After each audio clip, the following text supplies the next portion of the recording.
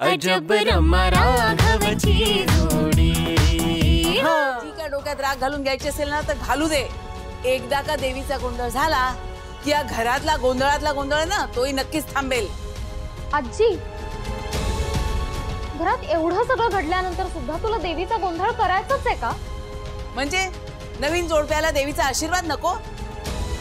चला चला आता फार विचार करू नका। शालिनी, पूजा, चला गोंधळाची तयारी सुरू करायला हवी। राघवा, त्या क्षणी तू वेगळी चूल मांडलीस त्या क्षणी कुटुंबातील एक असण्याचा तुझा मान संपलाय।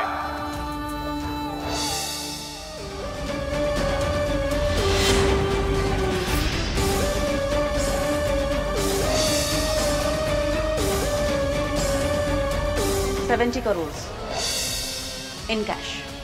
70 crores in cash? This is madness. माझं कौतुक सोळा बाजूला राहा, कामाचं बोलूया। हे बघ, मी दिलेला शब्द पाळला। नाव ball is in your court. पुढे काय करायचंय हे तुला नीट माहिती आहे। 2 दिवस दे फक्त, बघ कशी सूत्र हलवत होते ती तू हलवलीच पाहिजेस।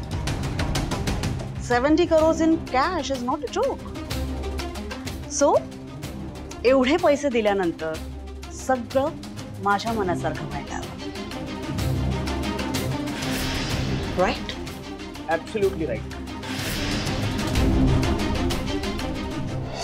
काय रे, तुला आवरायचं नाहीये? ऑफिसला जायचं ना?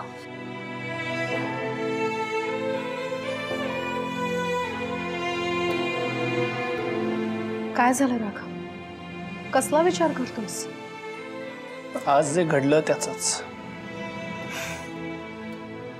राघव, काल बघितलं मी तुला, पगाराचे पैसे इतका वेळ मोजत होतीस तू, किती खुश होतीस, भविष्यातल्या सेव्हिंग्स बद्दल इतकं छान बोलत होतीस, आणि आज अचानक सगळे पैसे लगेच तू आबांच्या हातात काढून दिलेस। अभिमान वाटतो मला तुझा। राघव, पैसे योग्य हातात पोचले हे तुला पटतंय ना? मग अजूनही कशाला त्या गोष्टीचा विचार करतोस? रमा, आबा ज्या पद्धतीने वागतायत त्याचं वाईट वाटत असेल ना तुला?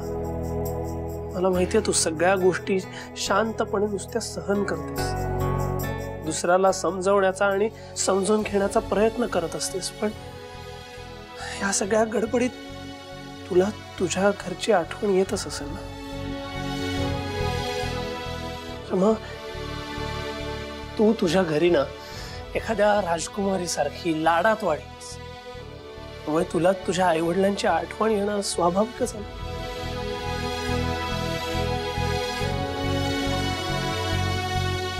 राघव, डॅडची तर आठवण येतेच आहे, पण अंकल गुरुजी सुद्धा माझ्यासाठी डॅड सारखेच आहे, आणि दोघांच्याही बाबतीत सिच्युएशन सेमच आहे। म्हणजे आधी डॅडच्या कंपनीची सीईओ होण्यासाठी धडपड करत होते, आता या घरची चांगली सून होऊ शकते हे दाखवून देण्यासाठी अंकल गुरुजींसमोर धडपड करते। राघव, मला पूर्ण खात्री आहे, जसं डॅडला मी दाखवून दिलं होतं ना की मी सीईओ होण्यासाठी पूर्णपणे कॅपेबल आहे, तशीच एक दिवस मी अंकल गुरुजींना सुद्धा दाखवून देईल की मी या घराची खूप चांगली सून होऊ शकते। मग तू नको टेन्शन घेऊस। रमा, मी आता मित्र नाहीये तुझा, नवरा सुद्धा आहे, त्यामुळे एखादी गोष्ट तुझ्या मनासारखी नाही घडली तर त्याचं टेन्शन मला येणारच ना। आणि हे बघ रमा, आपल्या लग्नानंतरच्या पहिल्या पगारातून मला तुझ्यासाठी काहीतरी घ्यायचं होतं, एखादी अशी गोष्ट जी आयुष्यभर तुझ्या बरोबर राहील। झालं काय, तुला साधे हात खर्चाला सुद्धा पैसे नाही देता आले मला। अरे वा, असं कसं म्हणू शकतोस तू? असं अजिबात नाहीये, उलट तू मला ऑलरेडी काहीतरी दिलंस। काय? अनफॉरगेटेबल मेमरी, नवऱ्याचा पहिला पगार हातात मिळण्याची आणि ती मोजण्याची मेमरी। इनफॅक्ट त्यासाठी मलाच तुला काहीतरी दिलं पाहिजे। काय?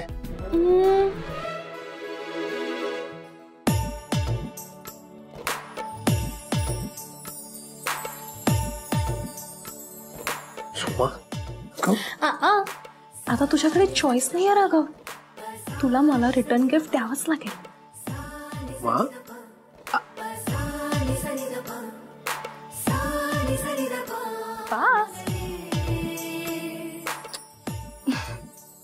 गुड. तर मिस्टर हसबँड, आता न मिळालेल्या हात खर्चाची इंटरेस्ट सकट वसुली झालेली आहे. आता हा महिनाभर मी पुरवायचा प्रयत्न करीन, पण नाहीच पुरलं तर अधनमधन मागत राहीन मी. रमा तू पण ना, मला उशीर होतं, ऑफिसला जायचंय. मी आलो, कपडे बदलून येतो.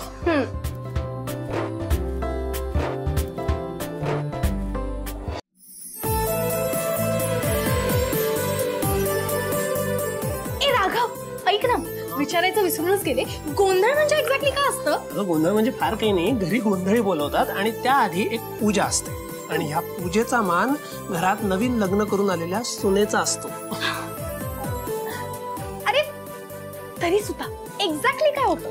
अगं ते सगळं आई आणि आजी सांगतील तुला, कशाला काळजी करतेस? रमे, घ्या, 100 वर्ष आयुष्य आहे आजीला.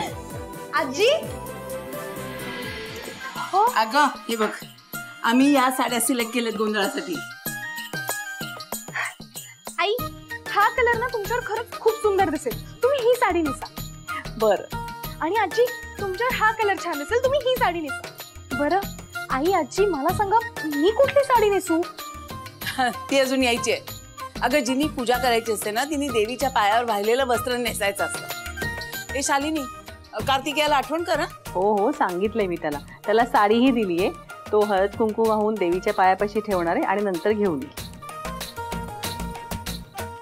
वाव, मी ना खरंच खूप एक्साइटेड आहे माझी साडी बघायला.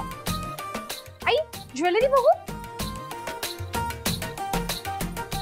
या बायकांच्या इतकी सहनशक्ती कुठून येते? आत्ता आबांच्या बोलण्यामुळे सगळ्यांचाच मूड गेला होता, पण आता किती हौशीने तयारी करताय. रमा तुझी तर कमाल आहे, सगळं विसरून या घरातल्या बारीक सारीक गोष्टीत सहज मिसळून जातेस. तुझी ही बाजू आबांना कळावी इतकीच देवीच्या चरणी प्रार्थना करणार आहे.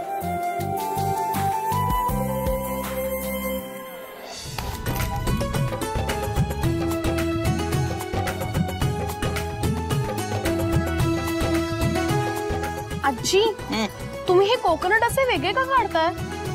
या बघतेस ना अश्विनी, इथपासून सुरुवात आहे आता. श्रुती, काम कर बरं तुझं. अगं ते पूजेचे नारळ बाजूला काढताय. ओ, म्हणजे हे सगळे नारळ पूजेला नाही चालणार? अगं नाही चालत, ते निवडून घ्यायला लागतात. मग मला पण सांगा, मी पण निवडते. आजी, बरं मला सांगा ना, हे गोंधळ वगैरे का करतात? अगं आपल्या घरात चांगलं कार्य झालं ते या देवाच्या कृपेमुळे झालं, म्हणून त्याचे आभार मानायचे. नवीन जोडप्याच्या नवीन आयुष्याला सुरुवात होणार, त्यांच्यावर तुझी कृपादृष्टी कायम अशीच राहू दे, असं मागणं मागायचं. आणि हे आपलं मागणं गोंधळी देवी आईपर्यंत पोहोचवतात. त्याच्याबरोबरच ह्या आपल्या लोककला आहेत ना, त्या सगळ्या पण जिवंत राहतात. पण आजी, मला अजून एक गोष्ट सांगा. अरे देवा, अजून आहेस का तुझं? एवढा उत्साह ना पूजामध्ये सुद्धा नव्हता. अगं आजी, वहिनीला असे प्रश्नच पडले नाहीत, कारण की तिला सगळ्या संस्कार आणि परंपरांची माहिती होती ना आधीपासून. हो, मला नाही माहिती हे सगळं, पण श्रुती, मला हे सगळं शिकायला नक्कीच आवडेल. अगदी बरोबर. हे बघ, शिकण्याची तयारी असली ना तर जगात कुठलीही गोष्ट आड येत नाही.